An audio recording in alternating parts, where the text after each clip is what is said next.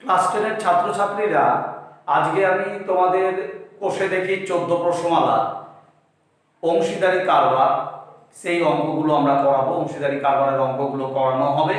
তার আগে আমরা কিছু নিয়ম, অংশীদারি কারবারের কিছু নিয়ম আছে, সেই বা সূত্র আছে, সেগুলো আগে জেনে নাও, তারপর আমরা অঙ্কে চলে যাচ্ছি।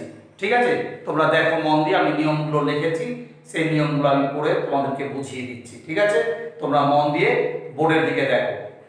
কোষে দেখি 14 অংশীদারি কারবার। অংশীদারি কারবার কথার অর্থ হচ্ছে যে অংশীদারি কারবার কাকে বলে আগে আমরা জেনে নিই। অংশীদারি কারবার কাকে বলছে, তো আমরা লিখেছি দেখো, অংশীদারি কারবার বলে বলছি নির্দিষ্ট শর্ত সাপেক্ষে একটা শর্ত থাকবে, বা তারা চুক্তি করতে পারে, কন্ট্রাক্ট করতে পারে, বা চুক্তি করতে পারে, বা শর্ত সাপেক্ষে করতে পারে দুই বা ততোধিক ব্যক্তি, দুজন ব্যক্তি হতে পারে, কমপক্ষে দুজন ব্যক্তি লাগবে। অংশীদারি কারবারে কমপক্ষে দুজন ব্যক্তি লাগবে, আর বেশি অসংখ্য। কত বেশি? অসংখ্য। ঠিক আছে, দুই বা ততোধিক ব্যক্তি যৌথভাবে মূলধন নিয়োগ করে। নিয়োগ মানে মূলধন বলতে অর্থ, টাকা, ব্যবসায় নিয়োজিত করে বা বিনিয়োগ করে বা ব্যবসা চালানোর জন্য দেয়। এবং কোনো ব্যবসা যদি করে তাকে আমরা অংশীদারি কারবার বলবো। কমপক্ষে দুজন লাগবে, আর বেশি যত বেশি হবে ব্যবসা করা যাবে। অংশীদার, তাহলে অংশীদার কারা? পার্টনার, যাকে আমরা ইংরেজিতে বলি পার্টনার। অংশীদার যারা এই অংশীদারি ব্যবসা চালান বা পরিচালনা করেন, তারা হচ্ছে অংশীদার। নাম্বার 3, মূলধন। মূলধন কি? অর্থাৎ ব্যবসা পরিচালনা করার জন্য বা ব্যবসা চালানোর জন্য বা ব্যবসা করার জন্য যে অর্থের প্রয়োজন হয়, বা যে ব্যবসাটি অর্থ দ্বারা পরিচালিত হয়, তাকে আমরা বলবো মূলধন।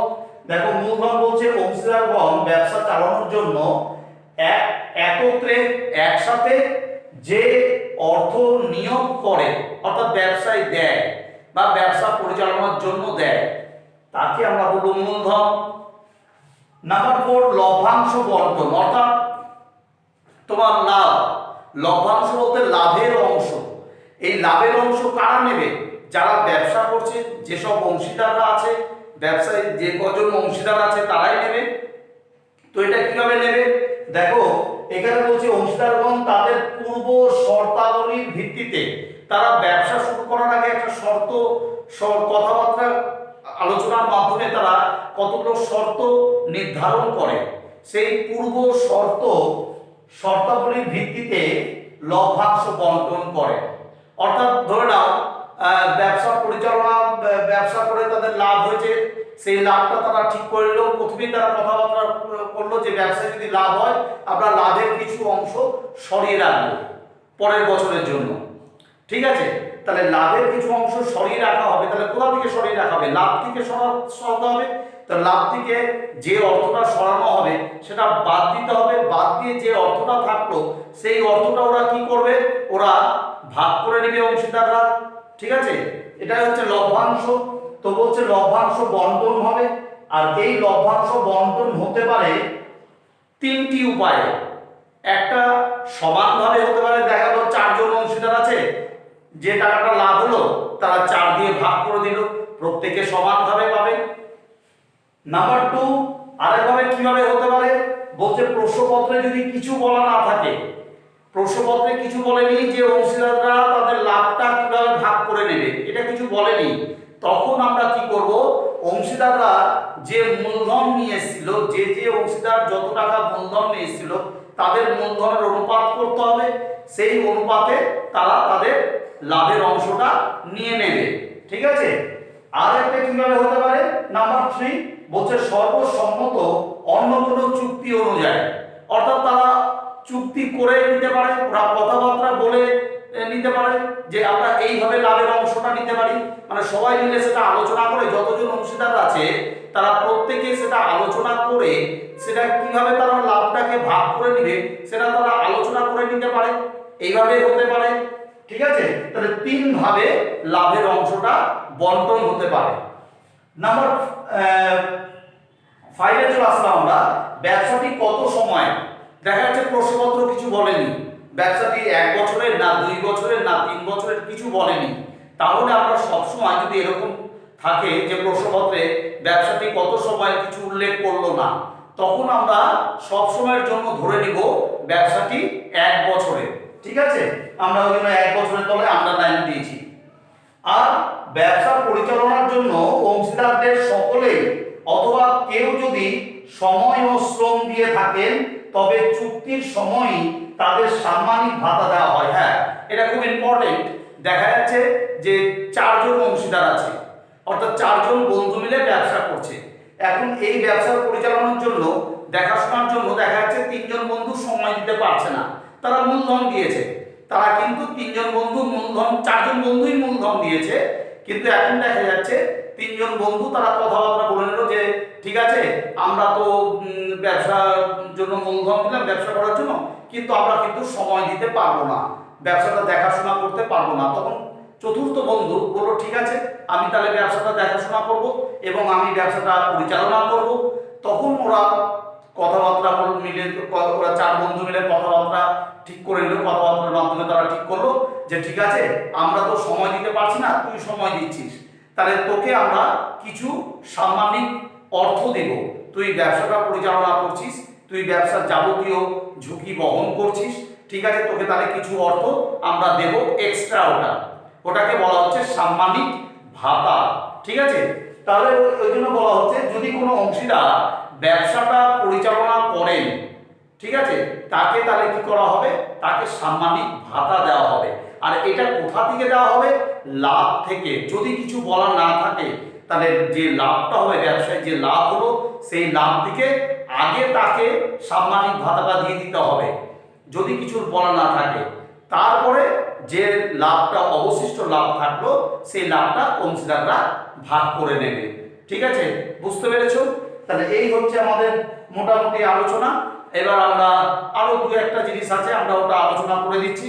আমাদের বলছে যে মূলধন যদি স্থির থাকে, আমরা একটু লিখে দিই তোমাদেরকে, তোমরা এটা লিখে দিচ্ছ। আমরা এবার নাম্বার 7 দেখো,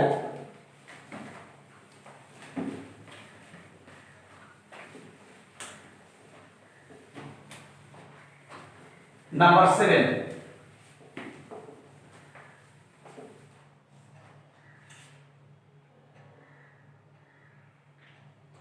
নাম্বার 7 আমাদের বলছে মূলধন স্থির থাকলে, মূলধন স্থির থাকলে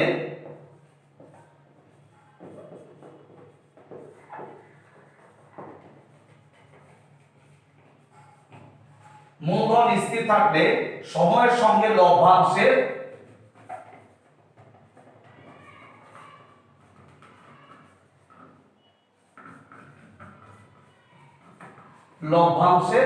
সরল সম্পর্ক। মনে রাখবে, মূলধন যদি স্থির থাকে, মূলধন বাড়লো না কমলো না, তাহলে সময়ের সঙ্গে লভ্যাংশ মানে লাভের অংশ কি সম্পর্ক হবে, সরল সম্পর্ক হবে। অর্থাৎ লভ্যাংশ যদি বাড়ে তাহলে সময় যদি বাড়ে তাহলে লভ্যাংশ বাড়বে, আবার সময় যদি কমে যায় লভ্যাংশ কমে যাবে। নাম্বার 7 হলো নাম্বার 8, এটা নাম্বার 7। এবার নাম্বার 8 বলছে মূলধন লভ্যাংশ স্থির থাকলে, দেখো লভ্যাংশ স্থির থাকলে সময়ের সাথে মূলধনের সাথে, মূলধনের সঙ্গে সময়ের, মূলধনের সাথে সময়ের কোন সম্পর্ক, সময়ের ব্যস্ত সম্পর্ক। মনে রাখবে, এগুলো ছোট প্রশ্ন দেয়। আমরা বলে দিচ্ছি মূলধন যদি স্থির থাকে, মূলধন দেখা গেল স্থির, ঠিক আছে, মূলধন এখন স্থির, তাহলে কি বলছে যে লভ্যাংশ স্থির, লাভের অংশটা, লভ্যাংশ বলতে লাভের অংশ, দেখা যাচ্ছে লাভের অংশটা স্থির, তাহলে দেখো মূলধনের সাথে সময়ের ব্যস্ত সম্পর্ক হবে। অর্থাৎ মূলধন যদি বেড়ে যায় তাহলে সময় কমে যাবে, আবার মূলধন যদি কমে যায় তাহলে সময় বেড়ে যাবে। তাহলে এইটা হচ্ছে ব্যস্ত সম্পর্ক, মনে রাখবে তোমরা। আরেকটা তোমাদের বলছে যে সময় স্থির থাকলে মূলধনের, তাহলে আরেকটা বলছে সময় যদি স্থির থাকে। আরেকটা নাম্বার 9 বলছে সময় স্থির থাকলে মূলধনের সাথে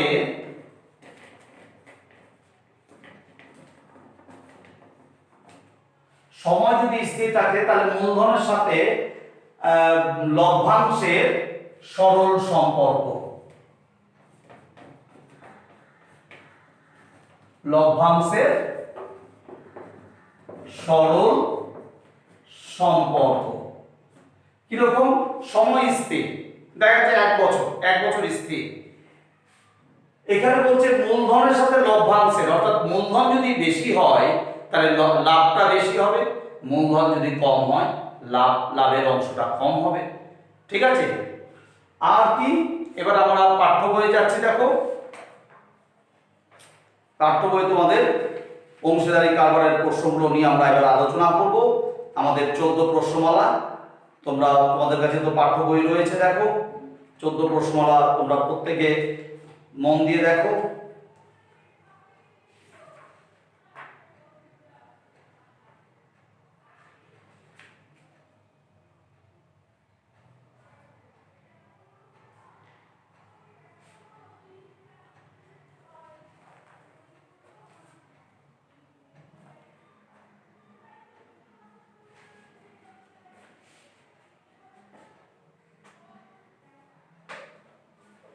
আরেকটা হচ্ছে মিশ্র অংশীদারি কারবার।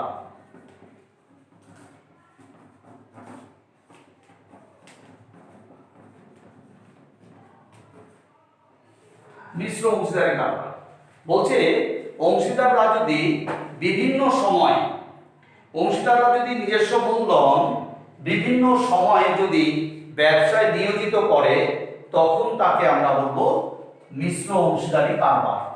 আমরা বলছি অংশীদাররা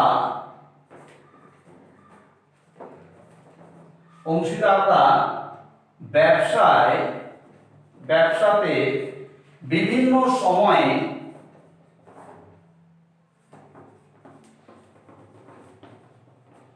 অংশীদাররা ব্যবসাতে বিভিন্ন সময়ে মূলধন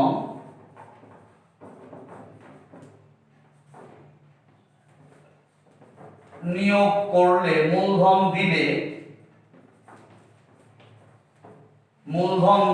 বিভিন্ন সময়ে মূলধন দিতে হবে। দেখা যাচ্ছে কোনো অংশীদার বছরে 2 বার মূলধন দিতে পারে, কোনো অংশীদার বছরে 3 বার মূলধন দিতে পারে, আবার কোনো অংশীদার বছরে মূলধন, তার যে মূলধন ছিল তার থেকে কিছু মূলধন তুলেও নিতে পারে। তাহলে এই রকম যদি ব্যবসা হয় তখন তাকে আমরা বলবো মিশ্র অংশীদারি কারবার। তো আমরা বলছি অংশীদাররা ব্যবসাতে বিভিন্ন সময় মূলধন দিলে সেই ব্যবসাকে মিশ্র অংশীদারি কারবার বলে। মনে রাখবে, ঠিক আছে? আমাদের মোটামুটি এই 10টি নিয়ম। এবার আমরা একটা একটা করে অঙ্কে চলে যাচ্ছি, তোমরা মন দিয়ে অঙ্কগুলো দেখবে, খুব ভালো অঙ্কগুলো। ঠিক আছে? আমরা চলে গেলাম অঙ্কে। দেখ আমাদের প্রশ্নপত্র, আমি একটা একটা করে প্রশ্ন তোমাদের কাছে পড়ছি, তোমরা ভালো করে দেখো। আমাদের প্রশ্নপত্র দেখো, কোষে দেখি 14 বলছে 1 নম্বর, আমি ও আমার বন্ধু মালা দুজনেই যথাক্রমে 15,000 ও 25,000 টাকা মূলধন দিয়ে একটা ব্যবসা শুরু করলাম। 1 বছরে 16,800 টাকা লাভ হলো। হিসাব করে দেখি আমরা কে কত টাকা লভ্যাংশ পাবো। তাহলে দেখো দুই বন্ধু মূলধন দিয়েছে 15,000, একজন দিয়েছে আর একজন 25,000 দিয়েছে, এবং 1 বছরে তাদের লাভ কত হয়েছে? 16,800 টাকা। তো এখন কে কত টাকা লভ্যাংশ পাবে, অর্থাৎ লাভের অংশ কে কত পাবে। তো এখানে তোমাকে বলে দেয়নি, দেখো যে এই যে লাভটা 16,800 টাকাটা, এটা ওরা কিভাবে ভাগ করবে এটা কিন্তু প্রশ্নপত্রে বলে দেয়নি। তাহলে আমি ওখানে তোমাদের নিয়মে লিখিয়ে দিয়েছিলাম, যদি প্রশ্নপত্রে লভ্যাংশ কিভাবে অংশীদাররা ভাগ করে নেবে বলা না থাকলে তখন কি করতে হয়, মূলধন অনুপাতে সেটা ভাগ হবে। ঠিক আছে, ওরা যে যে যে যে যত মূলধন নিয়ে এসছে সেই মূলধন অনুপাতে তারা তাদের লভ্যাংশটা পাবে। তাহলে আমরা চলে যাচ্ছি, দেখো আমরা 1 নম্বর প্রশ্ন, আমাদের প্রশ্ন নম্বর 1, আমরা দেখো লভ্যাংশ মূলধন, প্রত্যেকের বোর্ডের দিকে দেখো, মূলধন আমি ইস্টু মালা, আমি কত দিয়েছি, আমি 15,000 দিয়েছি, মালা কত দিয়েছে, মালা দিয়েছে 25,000। ঠিক আছে, তাহলে আমরা এটা মূলধন অনুপাত করব। তাহলে মূলধন অনুপাত যদি করো 3টা করে শূন্য বাদ যাবে প্রথমে, তাহলে 15:25। আবার দেখো দুটোই 5 দ্বারা বিভাজ্য, তাহলে আমরা বলবো 3 5 15, 5 5 25। তাহলে এটা মূলধন আনুপাতিক ভাগাহার বের করতে হবে। তাহলে আমরা বলছি আমার মূলধন আনুপাতিক ভাগাহার, আমার মূলধন আনুপাতিক ভাগাহার কত হবে, 3/3 + 5 সমান সমান কত, 3/8 অংশ। আর মালার মূলধন আনুপাতিক ভাগাহার কত হবে, আমরা বলবো 5/3 + 5, 5/8 অংশ, তাই না। এবার আমরা কি বলছি দেখো, এবার আমরা বলছি যে বছরের শেষে তাদের লাভ হয়েছে কত, আমরা বলছি এক বছরে তাদের লাভ হয় 16,800 টাকা। তোমাদের প্রশ্নপত্রে বলেছে 16,800 টাকা। এই টাকাটা ওরা মূলধন অনুপাতে ভাগ করে নেবে। তাহলে আমি লভ্যাংশ পাবো কত টাকা, তাহলে 3/8 × 16,800 টাকা। 8 দিয়ে কাটাকাটি করছি, 8 2 16, 8 1 8, তাহলে 3 21 63, তাই না। 3 1 3, 3 2 6, 8 2 0 বসে গেল 6,300 টাকা। আর মালা লভ্যাংশ পাবে, দেখো মালা লভ্যাংশ পাবে কত টাকা, তাহলে 5/8 × 16,800 টাকা। আর দিয়ে কাটাকাটি করছি, তাহলে আমরা পেয়ে গেলাম 5 1 5, 5 2 10, 10,500 টাকা। তাহলে তোমরা দুটো উত্তর পেলে, একটা 6,300 আর একটা 10 6 16 5, তাহলে একটা 6,300, একটা 10,500 টাকা। তাড়াতাড়ি করে টুকে দাও।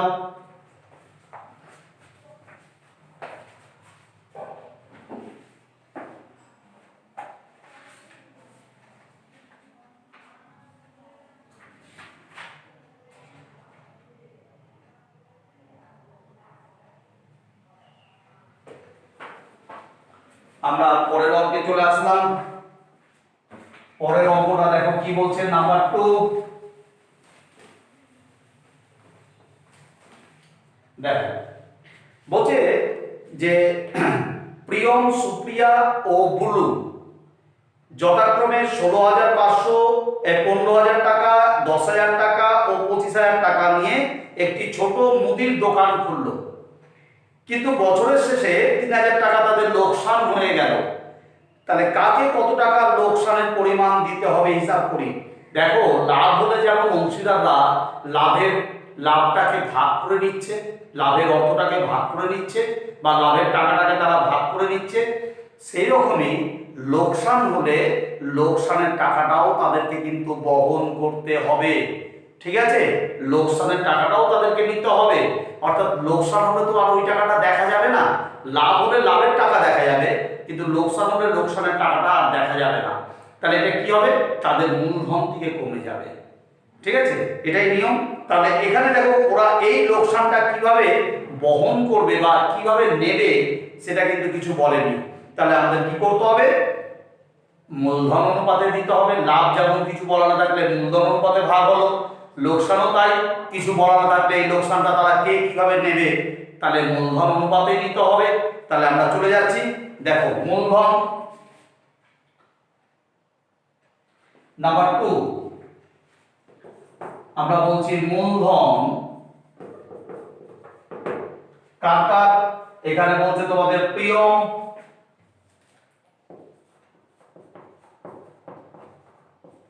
প্রিয়ম ইজ টু সুপ্রিয়া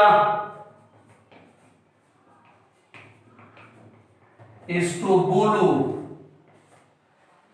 কি কি বলছে, 15,000 ইজ টু 10,000 ইজ টু 25,000 এই মূলধন। তাহলে আমরা কি করব, মূলধন অনুপাত করব 15, 10, 25, তিনটা করে শূন্য বাদ হয়ে গেল, 3 5 এ 15, 5 2 এ 10, 5 5 এ 25। তাহলে আমরা কি করব, মূলধন আনুপাতিক ভাগাহার বের করব। তাহলে দেখো প্রিয়মের মূলধন আনুপাতিক ভাগাহার, তাহলে আমরা বলবো প্রিয়মের মূলধন আনুপাতিক ভাগাহার কত হবে, 3/3 প্লাস 2 প্লাস 5 সমান সমান 3/5, 3 2 5 5 5 10, 3 এর 10 অংশ।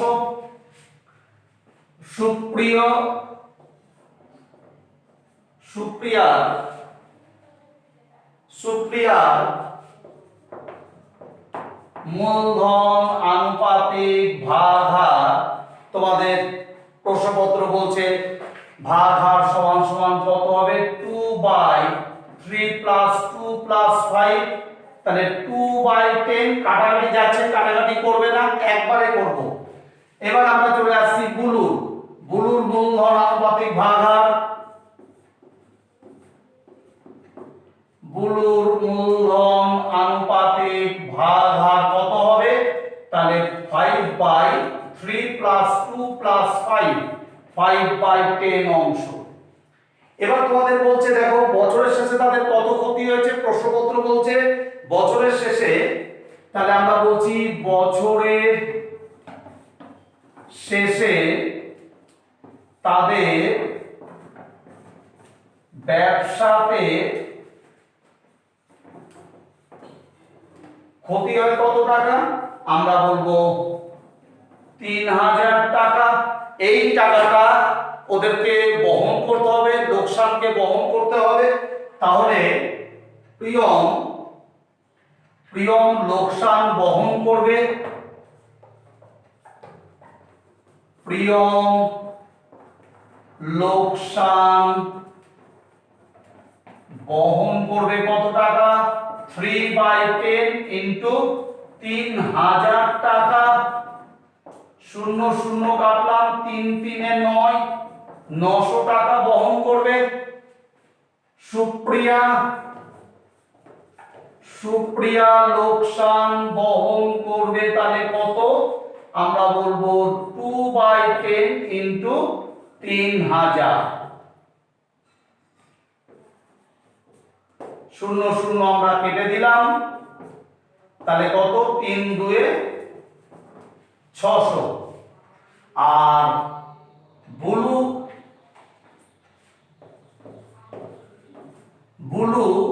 লোকসান বহন করবে কত, বুলুর হচ্ছে 5/10 ইন্টু 3,000 টাকা। শূন্য শূন্য কেটে গেল, 3 5 এ 1500 টাকা।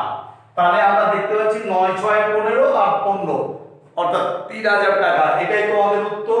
ঠিক আছে, ওরা এই টাকাটা বহন করবে, অর্থাৎ ওদের মূলধন থেকে কমে যাবে। তাহলে অঙ্কটি টুকে দাও।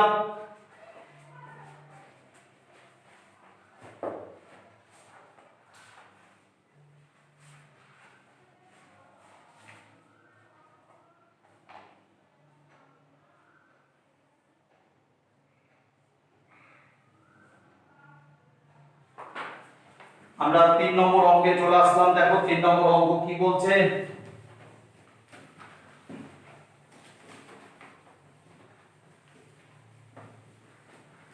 নাম্বার 3 বলছে শোভা ও মাসুদ দুজনা মিলে 2,50,000 টাকা দিয়ে একটি গাড়ি কিনে 2,62,500 টাকা বিক্রি করলেন।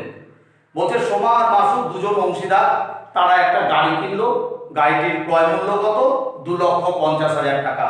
তারা গাড়িটা কিনে কত টাকায় বিক্রি করলো? 2,62,500 টাকা। নিশ্চয়ই তাদের লাভ হয়েছে। আচ্ছা, কম দামে কিনে বেশি দামে বিক্রি করেছে। এবার বলছে গাড়িটি কেনার সময় শোভা মাসুদের 1.1 গুণ টাকা দিয়ে থাকলে, অর্থাৎ গাড়িটি কেনার সময় শোভা কত দিয়েছে? শোভা দিয়েছে মাসুদ যত টাকা দিয়েছে তার 1.1 গুণ বেশি টাকা দিয়েছে। তাহলে কে কত টাকা লভ্যাংশ পাবে হিসাব করে দেখি। তাহলে দেখো আমরা চলে যাচ্ছি নাম্বার 5। আমরা বলছি গাড়িটির ক্রয় মূল্য। দেখো গাড়িটির বিক্রয় মূল্য কত? আমরা বলছি গাড়িটির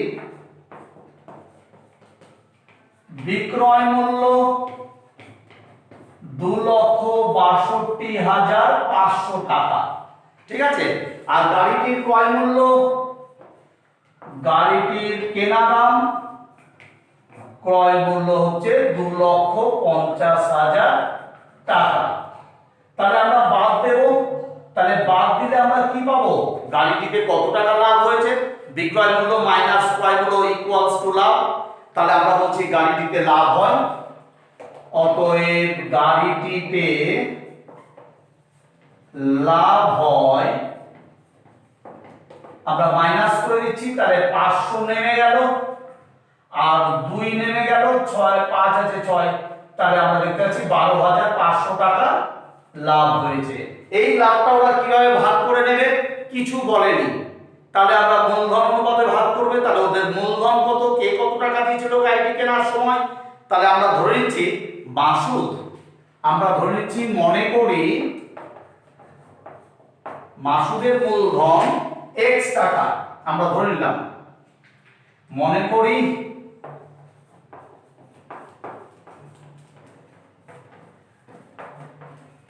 মাসুদের মূলধন x টাকা। x টাকা দিয়েছিল মাসুদ গাড়িটি কেনার সময়। তাহলে তোমার আর কে আছে? মাসুদ আর কে? শোভা। মাসুদ আর শোভা। তাহলে শোভা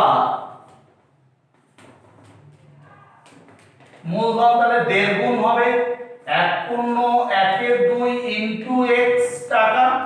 তাহলে 3/2 ইনটু x, তাহলে 3x/2 টাকা। তাহলে আমরা দেখতে পাচ্ছি যে শোভার মূলধন কত? 3x/2 টাকা আর মাসুদের হচ্ছে x টাকা। তাহলে মূলধন অনুপাত আগে যে আছে তাকে আগে রাখতে হবে। তাহলে শোভা আগে আছে। তাহলে আমরা বলছি দেখো মূলধন শোভা ইসটু মাসুদ, শোভা ইসটু মাসুদ। তাহলে শোভা কত দিয়েছে? দেখো 3x/2 টাকা। শোভা দেয় তাহলে কত টাকা? 3x/2। আর মাসুদ কত দেয়? মাসুদ দেয় x টাকা। তাহলে আমরা কি করব? দেখো এটাকে আমরা x x বাদ হয়ে যাচ্ছে। তাহলে 3/2 ইনটু 1, তাহলে এই 2 একের সাথে গুণ হয়ে যাবে 3:2। ঠিক আছে। তাহলে আমরা পেয়ে গেলাম 3:2 মূলধন অনুপাত। তাহলে আমরা বলবো শোভা মূলধন আনুপাতিক ভাগ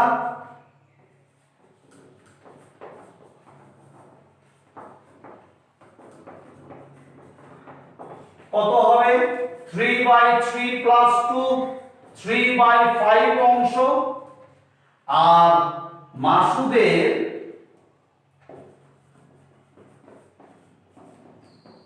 মাসুদের মূলধন আনুপাতিক ভাগ হার, তাহলে কত হবে 2/3 প্লাস 2 2/5 অংশ। তাহলে ওদের লাভ তো হয়েছে, আমরা বের করে রেখেছি 12,500 টাকা। এই টাকাটা ওরা এই অনুপাতে ভাগ করে নেবে, প্রশ্নপত্রে কিছু বলেনি। তাহলে আমরা বলবো শোভা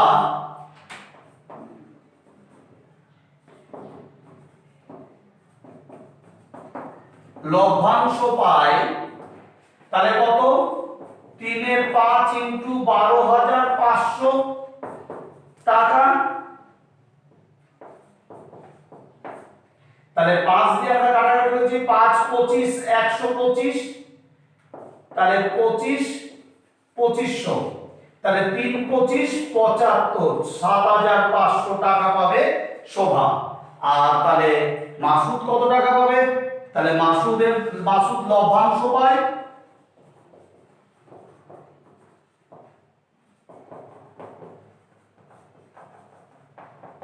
তাহলে কত 2/5 মাসুদের অংশ ইনটু কত 12,500 টাকা। তাহলে 5 দিয়ে কাটলে তো কত হচ্ছে 2,500, তাহলে মাসুদ পাচ্ছে 5,000 টাকা, তাই না? 25 2 50, তাহলে মাসুদ পাচ্ছে কত 5,000 টাকা, আর শোভা পাচ্ছে 7,500 টাকা। তাড়াতাড়ি টুকে নাও।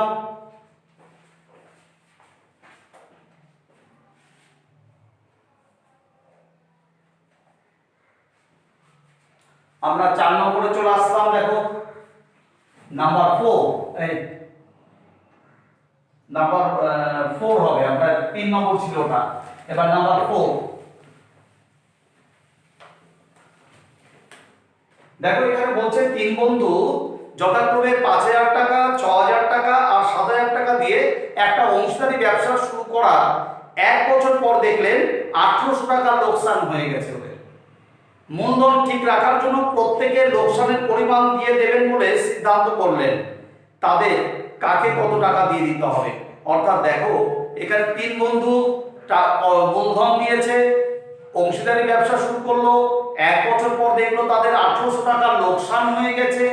এখন মূলধনকে ঠিক রাখবে, এই ঠিক রাখার জন্য ওরা কি করলো, প্রত্যেকে লোকসানের পরিমাণ দিয়ে দেবেন। অর্থাৎ তাদেরকে লোকসানটা বহন করতে হলো, অর্থাৎ কার কত লোকসান বহন করবে সেই টাকাটা ওরা আবার পুনরায় ব্যবসায় দেবে। তাহলে কাকে কত টাকা দিতে হবে?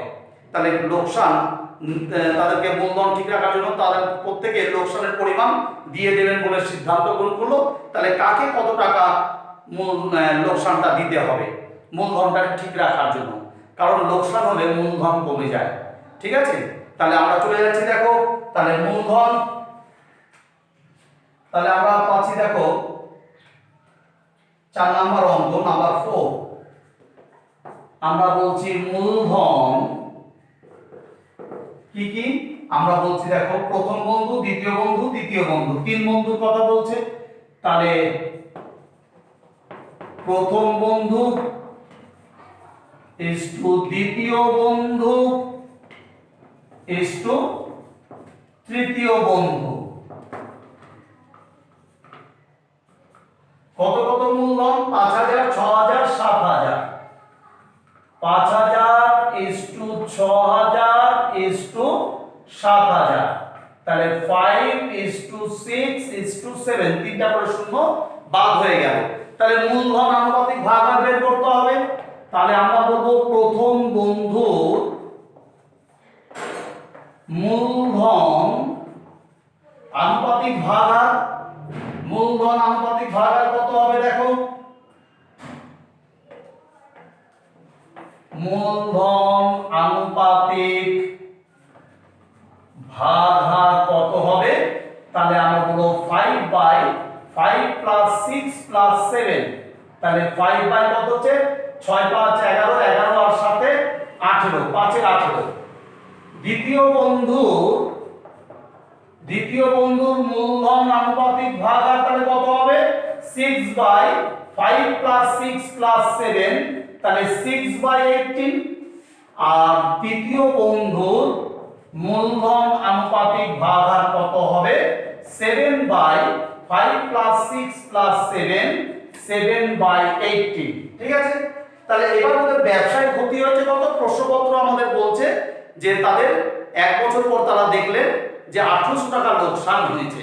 তাহলে আমরা বলবো এক বছর পর তাদের ব্যবসায় লোকসান হয়, এক বছর পর তাদের ব্যবসাতে লোকসান হয় কত? 800 টাকা। এই টাকাটা ওরা কিভাবে ভাগ করবে? এই লোকসানটা ওরা বহন করবে। কেন বহন করবে? মূলধনটাকে ঠিক রাখার জন্য। তাহলে কাকে কত টাকা দিতে হবে? তাহলে আমরা বলবো দেখো, প্রথম বন্ধুকে দিতে হবে কত টাকা? তাহলে 5 এর 18 ইন্টু 800 টাকা। 800 দিয়ে কাটাকাটি করো, তাহলে 1000, তাহলে আমরা পেয়ে গেলাম 5000 টাকা। দ্বিতীয় বন্ধুকে দিতে হবে কত টাকা? তাহলে দ্বিতীয় বন্ধু কত? 6 এর 18 ইন্টু 800 টাকা। তাহলে দেখো 18 দিয়ে 800 কাটলে 1000 হয়। তাহলে আমরা বলছি 18 দিয়ে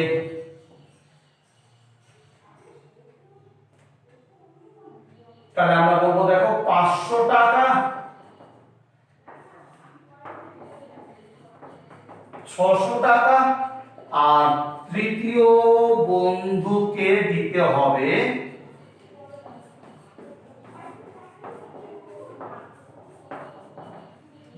কত টাকা? তাহলে আমরা বলবো 7 এর 18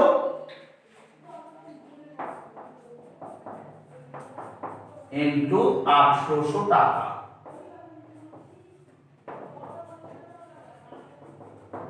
700 টাকা। তাহলে 7 5 12, 12 6 18। তাহলে দেখো এই এই এই টাকাগুলো পুনরায় আবার ওরা দেবে ব্যবসাতে, যাতে মূলধনটা ঠিক থাকে। ঠিক আছে, তোমরা টুকে নাও।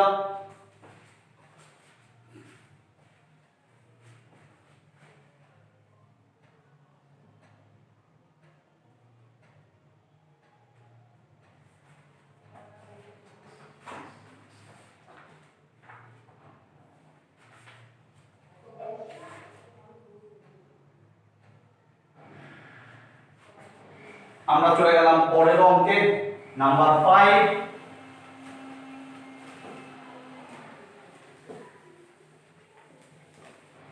নাম্বার 5 বলতে দীপু, রাবেয়া আর মেঘা যথাক্রমে 6500, 5200 আর 9100 টাকা মূলধন নিয়ে একটা ছোট ব্যবসা শুরু করলো এবং ঠিক এক বছর পর 14400 টাকা তাদের লাভও হলো। এই লাভের 2/3 অংশ তারা সমানভাবে ভাগ করে নেবে, আর বাকি অংশ মানে অবশিষ্ট লাভ মূলধন অনুপাতে ভাগ করে নেবে। তাহলে কে কত টাকা লভ্যাংশ পাবে? তাহলে দেখো ওরা লাভের অংশ দুইবার করে পাচ্ছে। একবার 2/3 অংশ তারা সমানভাবে ভাগ করে নিচ্ছে, আর বাকি লাভটা তারা মূলধন অনুপাতে ভাগ করে নিচ্ছে। তাহলে দুইবার করে ওরা লভ্যাংশ পাচ্ছে। তাহলে আমরা চলে যাচ্ছি প্রথমে, দেখো নাম্বার 5 আমরা বলছি মূলধন দীপু, রাবেয়া, মেঘা। আমরা বলছি মূলধন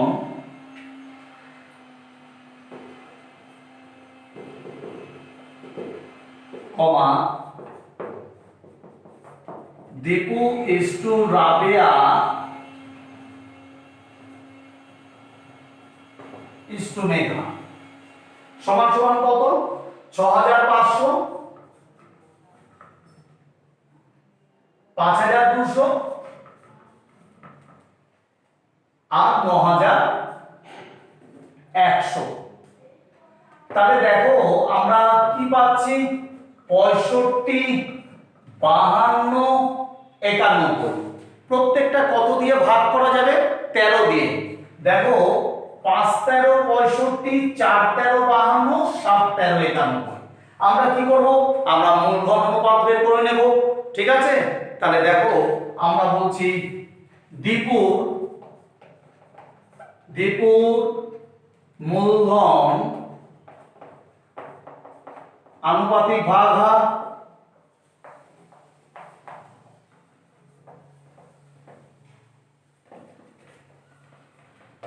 মূলধন আনুপাতিক ভাগাহার কত হবে 5/5 প্লাস 4 প্লাস 7, তাহলে 5 বাই কত আমরা 7 4 11, 11 আর 5 11 আর 5 হচ্ছে 16। আর তাহলে রাবেয়ার মূলধন আনুপাতিক ভাগাহার তাহলে কত হবে 4/5 প্লাস 4 প্লাস 7, তাহলে 4/16। আর মেঘার মূলধন আনুপাতিক ভাগাহার, মেঘার মূলধন আনুপাতিক ভাগাহার তাহলে কত হবে 7/5 প্লাস 4 প্লাস 7, 7/16। তাহলে এখন দেখা যাচ্ছে বছরের শেষে তাদের লাভ হয়েছে কত টাকা, বলছে এক বছর পরে তাদের 14,400 টাকা লাভ হয়। তাহলে আমরা বলছি এক বছর পর তাদের ব্যবসাতে লাভ হয় কত টাকা, লাভ হয় 14,400 টাকা। এই লাভটা ওরা কিভাবে ভাগ করবে, প্রশ্নপত্র বলছে লাভের 2/3 অংশ ওরা সমানভাবে ভাগ করে নেবে। অর্থাৎ আমরা বলবো 14,400 টাকার 2/3 অংশ তাহলে কত 14,400 টাকা 2/3 অংশ কত টাকা হচ্ছে আমরা আগে দেখি। তাহলে 2/3 ইনটু 14,400, তাহলে 14,400 টাকা। আমরা দেখো 3 দিয়ে এটা কাটাকাটি চলে যাবে, 3 4 12, 3 8 24, তাহলে 48 2 96। দেখো তাহলে 3 8 24 4 8 হলো 2, 3 4 13 14, তাহলে 4,800, 4,800 ইনটু 2 9,600। এই 9,600 টাকাটা ওরা কিভাবে ভাগ করে নেবে, তিনজন বন্ধু সমান ভাগে ভাগ করবে। ঠিক আছে, তাহলে আমরা বলছি প্রত্যেক বন্ধু পায়, তাহলে 9,600 টাকার মধ্যে 9,600 টাকা তিনজনের মধ্যে ভাগ করে দিলে, তিন বন্ধু মধ্যে সমান ভাগে ভাগ করে দিলে,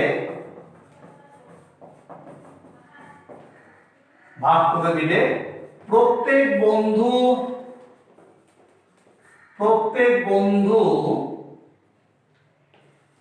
পায় কত, তাহলে 9,600 ভাগ 3 টাকা সমান সমান 3 3 9, 3 2 6। তাহলে প্রত্যেক বন্ধু কত টাকা করে পাবে, 3,200 টাকা করে পাবে, তিনজনই পাবে এই টাকাটা। ঠিক আছে, এবার অবশিষ্ট লাভ কত, তাহলে দেখো তোমার লাভ হয়েছিল ওদের 14,400 টাকা, এর মধ্যে আমরা তিনজনকে এই টাকাটা দিয়ে দিচ্ছি, তাই না। তাহলে অবশিষ্ট লাভ কত, তাহলে আমরা বলবো অবশিষ্ট লাভ, তাহলে দেখো 14,400 মাইনাস কত 9,600 টাকা।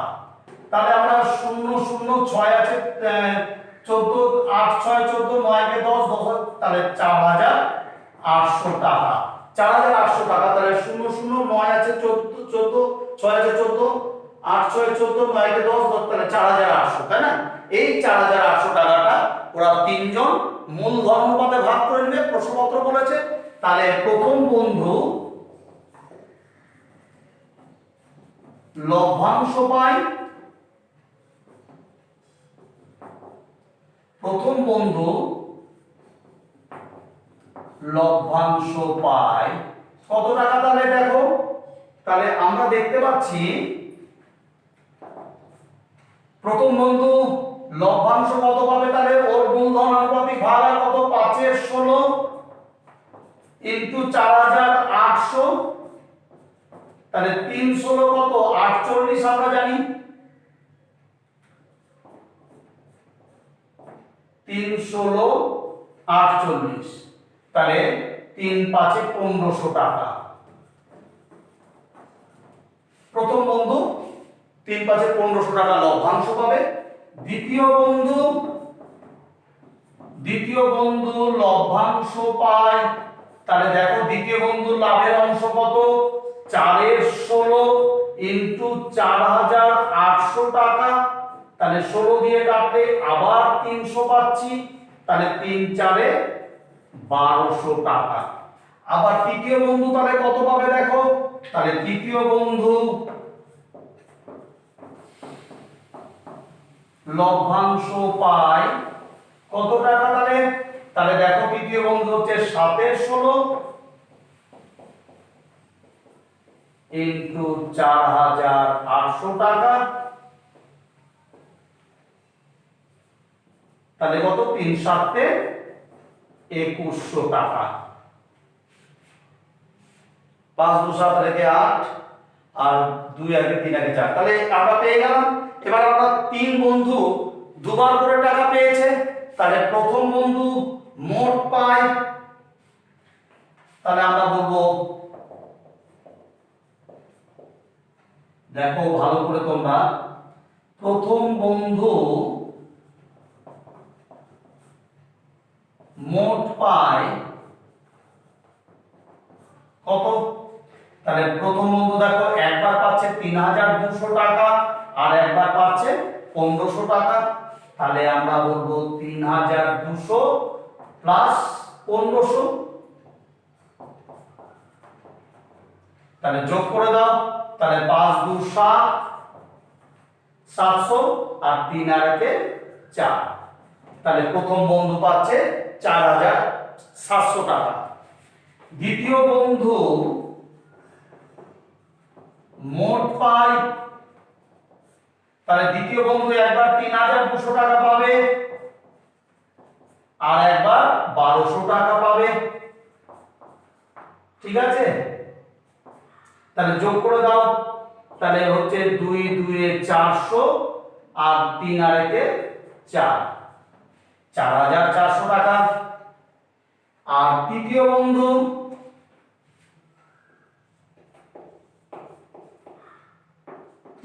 বন্ধু মোট পায়, তাহলে তৃতীয় বন্ধু 3200 টাকা পাবে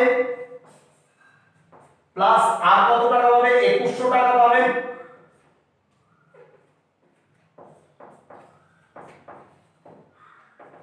তাহলে 2 আর 1 3, 2 আর 1 3 আর 3 2 এ 5, এটাই হয়ে গেল তোমাদের অ্যানসার, 4700 4400 5300।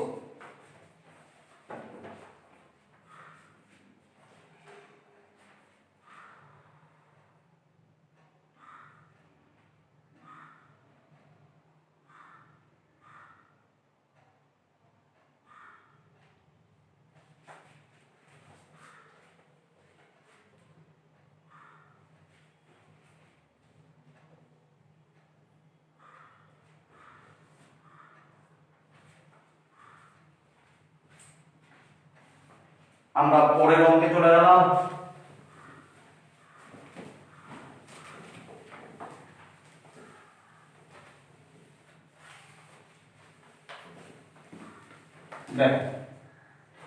এখানে বলছে তোমাদেরকে তিন বন্ধু যথাক্রমে 8000 টাকা, 10000 টাকা, 12000 টাকা সংগ্রহ করে এবং ব্যাংক থেকে কিছু টাকা ধার নিল, ব্যবসা শুরু করলো। এক বছর পর তারা দেখলো 13400 টাকা লাভ হয়েছে। সেই লাভ থেকে ব্যাংকের কিস্তি 5000 টাকা তারা দিয়ে দিল। দিয়ে দেওয়ার পর বাকি টাকাটা তারা মূলধন অনুপাতে ভাগ করে নিল। লভ্যাংশ থেকে কে কত টাকা পাবে? তাহলে দেখো, তাহলে আমরা তাদের লাভ হয়েছিল, তাহলে দেখো মূলধন অনুপাতটা আমরা আগে বের করে নিই। এখানে তারা এই কিস্তি দেওয়ার পর, মানে ব্যাংকের টাকা দেওয়ার পর বাকি লাভটা তারা কিভাবে মূলধন অনুপাতে ভাগ করে নেয় বলেই দিয়েছে। তাহলে আমাদের মূলধন অনুপাতটা আগে বের করে নিতে হবে। তাহলে আমরা বলছি প্রথম বন্ধু মূলধন, প্রথম বন্ধু ইজ টু দ্বিতীয় বন্ধু ইজ টু তৃতীয় বন্ধু। দেখো কত কত টাকা, 8,000, 10,000, 12,000। 8,000 টাকা ইসটু 10,000 টাকা ইসটু 12,000 টাকা। আমরা কি করব, আমরা মূলধন অনুপাত বের করব। প্রত্যেকে ভালো করে দেখো, তাহলে 3টা করে শূন্য বাদ যাচ্ছে, 8:10:12 আবার যাবে, 4 2 8, 5 2 10, 6 2 12 আর যাবে না। তাহলে আমরা বলবো প্রথম বন্ধুর মূলধন আনুপাতিক ভাগাহার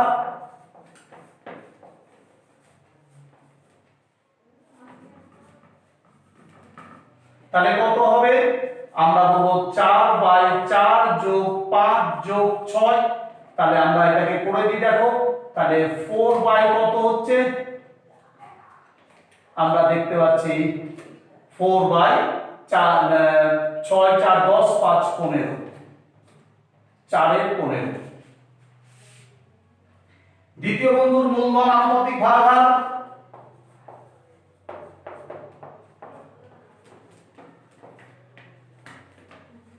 দ্বিতীয় বন্ধুর মূলধন আনুপাতিক ভাগাহার তাহলে কত হবে, 5/4 যোগ 5 যোগ 6 সমান সমান আমরা পেয়ে গেলাম 5/15। কাটাকাটি যাবে, করবে না, আমরা একবারে করব। তৃতীয় বন্ধুর মূলধন আনুপাতিক ভাগাহার, তৃতীয় বন্ধুর মূলধন আনুপাতিক ভাগাহার তাহলে আমরা বলবো 6/15।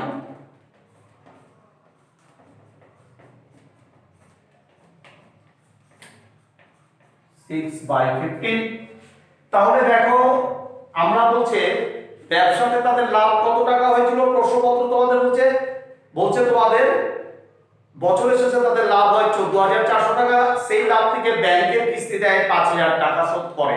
তাহলে আমরা বলছি বছরের শেষে তাদের ব্যবসাতে লাভ হয় কত টাকা, আমাদের বলছে 13,400 টাকা। এখান থেকে ওরা ব্যাংকের কিস্তি 5,000 টাকা দিয়ে দেবে, তাহলে আমরা বলছি তারা ব্যাংকের কিস্তি, ব্যাংকের কিস্তি মানে কি, সুদ যোগ আসল, তোমরা জানো, তোমরা চক্রবৃদ্ধি সুদ করেছো, সেখানে এই কিস্তি নিয়ে আলোচনা হয়েছে, সুদ যোগ আসল। তাহলে এটা হচ্ছে কিস্তি, যেটাকে আমরা ইংরেজিতে বলি ইনস্টলমেন্ট। তো বলছে ব্যাংকের কিস্তি দেয় কত টাকা, 5,000 টাকা। তাহলে আমরা বলবো অবশিষ্ট লাভ,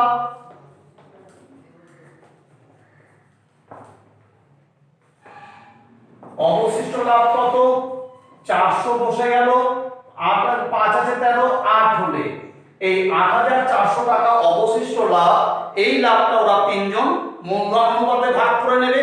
তাহলে আমরা চলে যাচ্ছি প্রথম বন্ধু লভ্যাংশ পাই, তাহলে আমরা বলছি অতএব প্রথম বন্ধু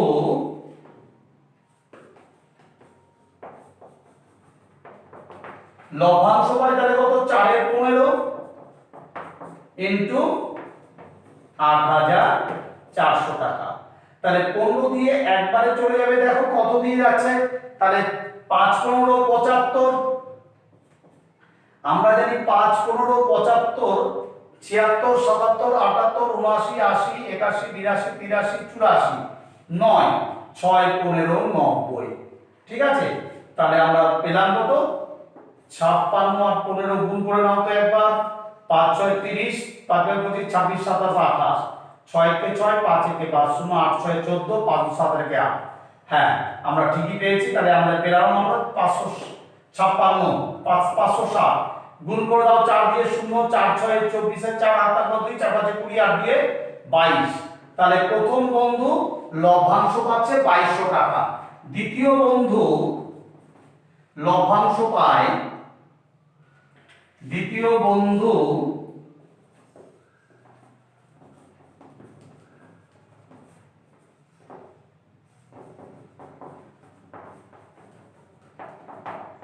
লভ্যাংশ কত পাবে? দ্বিতীয় বন্ধু হচ্ছে তোমার 5 এর 15 ইন্টু 4000 8400 টাকা। তাহলে 15 দিয়ে কাটলে তোমরা পেয়েছি 560। তাহলে 0 5 6 30 0 8 গতি 5 25 আর 3 28। দ্বিতীয় বন্ধু লভ্যাংশ পাচ্ছে 2800 টাকা অর্থাৎ 2800 টাকা। আর তৃতীয় বন্ধু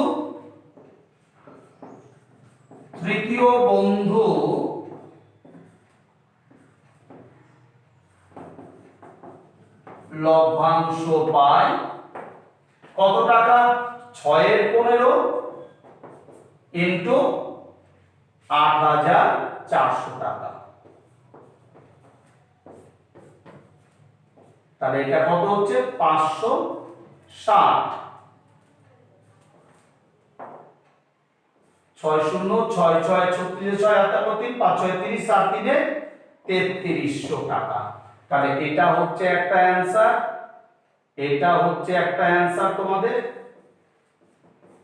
আর এটা হচ্ছে একটা অ্যানসার। তিনটা অ্যানসার, একটা হচ্ছে 2240 টাকা, একটা 2800 টাকা, একটা 3360 টাকা। তোমরা টুকে নাও অঙ্কটি।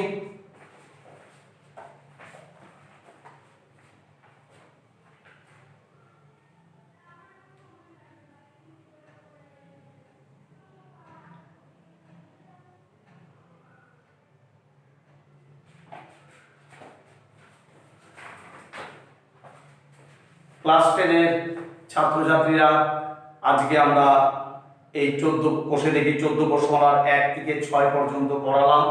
তোমরা মন দিয়ে সূত্রগুলো আগে দেখবে, নিয়মগুলো আগে ভালো করে পড়ে নিও, পড়ে নিয়ে তারপরে প্রত্যেকটা অঙ্ক ভালো করে বাড়িতে প্র্যাকটিস করো। ঠিক আছে? আমরা আবার আগামীকাল বাকি অঙ্কগুলো করব। ঠিক আছে?